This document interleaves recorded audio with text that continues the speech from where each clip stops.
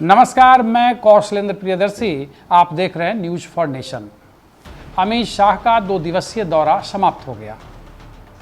महागठबंधन के नेताओं को अनुमान था कि अमित शाह आएंगे और हिंदू मुस्लिम सीए एनआरसी जैसे मुद्दों को उठाएंगे, लेकिन अमित शाह सियासत के सिकंदर निकले और अनुमान से उलट उन्होंने इन मुद्दों को छुआ तक नहीं। चूँकि सियासत के जानकार भी मानते थे कि जिस जगह पे यानी सीमांचल के इलाके में अमित शाह ने अपने दौरे को अंजाम दिया, उससे पहले ही लोग कयास लगाने लगे थे कि 2024 का चुनाव से पहले अमित शाह सीमांचल में शंखनाद करेंगे और हिंदू मुस्लिम की बातों को ही उठाएंगे। लेकिन ऐसा नहीं हुआ। आखिर ऐसा क्यों? तेजस्वी यादव, नीतीश कुमार, लालू प्रसाद या उससे पहले जो बातें चल रही थी, पत्रकारों से बातचीत के दौरान तमाम ये महागठबंधन के बड़े नेता कहा करते थे कि आ रहे हैं, दंगा फैलाएंगे, हिंदू मुस्लिम की बात करेंगे, समाज विभाजन की बात करेंगे। लेकिन अमित शाह ने मंच से एक दफ़ा भी हिंदू मुस्लिम नहीं किया, एक दफ़ा भी सीए एनआरसी का नाम तक नहीं लिया। आखिर क्यों? आखिर अमित शाह का मकसद था क्या? आखिर अमित शाह महागठबंधन के नेताओं को चकमा देने में कामयाब क्यों हुए? और अब जो बातें अमित शाह के जाने के बाद चल रही है, उन्होंने नीतीश कुमार से हिसाब मांगा। दूसरी तरफ लालू प्रसाद यादव को झगड़ा कराने वाला बताया, बिहार में जंगल राज का आगमन बताया। अब उसी पे महागठबंधन के नेता भी लगातार हमलावर हैं। लेकिन बड़ा सवाल है कि अमित शाह के दौरे का मकसद था क्या? आखिर इसको लालू और नीतीश जैसे बड़े नेता समझने में नाकामयाब क्यों रहे? आपको हम बताते हैं।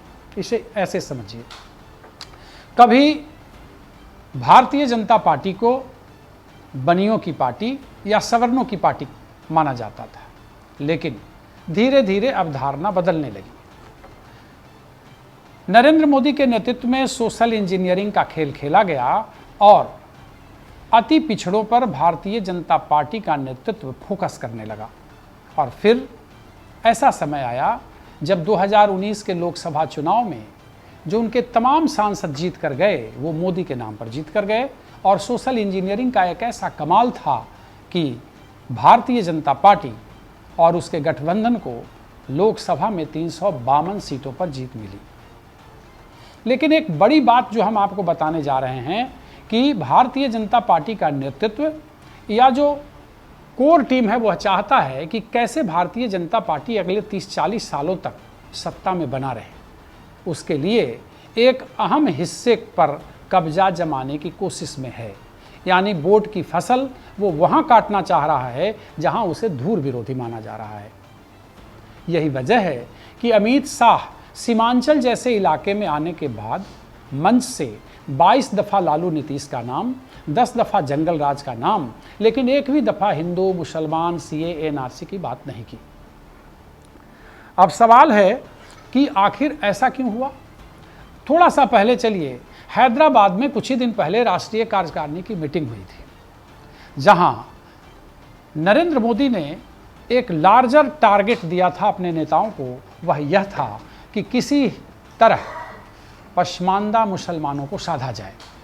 संभवतः अमित शाह मोदी के दूत बनकर सीमांचल आए थे और 2024 के चुनाव का शंखनाद उन्होंने इस तरह की सियासत से किया और इस तरह का संकेत दिया कि हम वाकई पसमानदा मुसलमानों को साधेंगे। आखिर पसमानदा मुसलमान हैं कौन? मुसलमानों का 80% जो वर्ग है वो पसमानदा मुसलमान का है। और आप देखे होंगे कि कुछ ही दिन पहले जब लोकसभा का चुनाव हुआ उत्तर प्रदेश में, आजमगढ़ की सीट और रामपुर की सीट बड़े मज़े से बीजेपी निकाल के ले गई। और कहा जाता है कि आजमगढ़ जो मुलायम सिंह यादव का गढ़ माना जाता था, जहां से बीजेपी कभी कल्पना भी नहीं कर सकती थी कि हम यहां से जीतेंगे, उस जगह पे भारतीय जनता पार्टी के उम्मीदवार ने परचम लहराया। जानकार बताते हैं कि वहां पसमानदा मुसलमानों की भूमिका भी खूब थी भारतीय जनता पार्टी को जिताने में। रामपुर में भी कुछ ऐसा रहा कि आजम खान के खिलाफ जिस तरीके का संग्राम योगी ने छेड़ा और उनके भ्रष्टाचार के खिलाफ मुहिम छेड़ी जो आज भी जारी है, उससे कहीं ना कहीं जो गरीब तबके का मुसलमान है उसको बहुत राहत मिली, जिनकी ज़मीन कब्जा कर बैठे थे आज़म खान। अब पसमानदा मुसलमान को साधने का बड़ा कारण भारतीय जनता पार्टी संभवतः इसलिए बिहार में करना चाहती है कि जिस एमवाई समीकरण के सहारे लालू प्रसाद यादव चुनाव जीतते रहे हैं और जिस अति पिछड़ों को अपना वोट बैंक मानकर नीतीश कुमार हमेशा सियासत करते हैं, उसी को तोड़ना मुख्य मकसद भारतीय जनता पार्टी के नेतृत्व का है। और यही वजह है कि सीमांचल के इलाके में आने के बाद भी अमित शाह ने एक दफ़ा हिंदू मुसलमान और सीआईए एनआरसी जैसे मुद्दों को छुआ तक नहीं।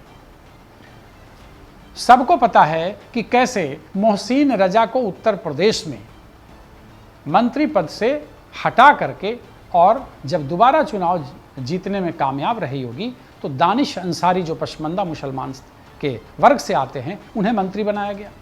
तो 80% वर्ग जो पसमानदा मुसलमानों का है, मतलब अति पिछड़ा जो है, कोशिश है भारतीय जनता पार्टी की कि इन्हें अल्पसंख्यक की तरह ट्रीट न करके इन्हें ओबीसी के वर्ग में लाया जाए। क्योंकि अति पिछड़ों की राजनीति करने में बीजेपी अपने को इस समय सबसे ज़्यादा माहिर खिलाड़ी मान रही है और अति पिछड़ों को भी साधने की कोशिश की जा रही है। इससे पहले 2020 के विधानसभा चुनाव में जीतने के बाद पहला जो बीजेपी का टारगेट था वह अति पिछड़ा था। आपने देखा होगा कि कैसे अति पिछड़ा समाज के उस जाति से आने वाले 2 लोगों को उप मुख्यमंत्री बनाया गया, रेणु देवी और तारकिशोर। तो अब भारतीय जनता पार्टी का हाथ तो नीतीश छोड़ चुके हैं, 2019 वाली बात है नहीं। इस स्थिति में अब नीतीश कुमार के हटने के बाद भारतीय जनता पार्टी का नेतृत्व एक तरफ अति पिछड़े वोट पर चोट करना चाह रहा है तो दूसरी तरफ एनआरसी, सीआईए और हिंदू मुस्लिम के मुद्दे को उठाए बगैर जो पसमानदा मुसलमान हैं उनको अपने तरफ आकर्षित करना चाहता है। और यही वजह है कि अमित शाह का 2 दिवसीय दौरा सीमांचल किशनगंज पूर्णिया इलाके में समाप्त हो गया, लेकिन थोड़ा सा भी जो हिंदुत्व या बाकी मुद्दे हैं उसको उन्होंने छेड़ा तक नहीं। सबको आने वाले वक्त में पता चलेगा कि अमित शाह के दौरे का मकसद क्या है, लेकिन ये तय है कि हर कीमत पर एक बड़ा जो वर्ग है मुसलमानों का, पसमानदा मुसलमानों का और अति पिछड़ों का, उस पर भारतीय जनता पार्टी वोट का चोट कर 2024 के लोकसभा चुनाव को एक बार फिर से बिहार की धरती पर अपने पक्ष में करना चाहती है।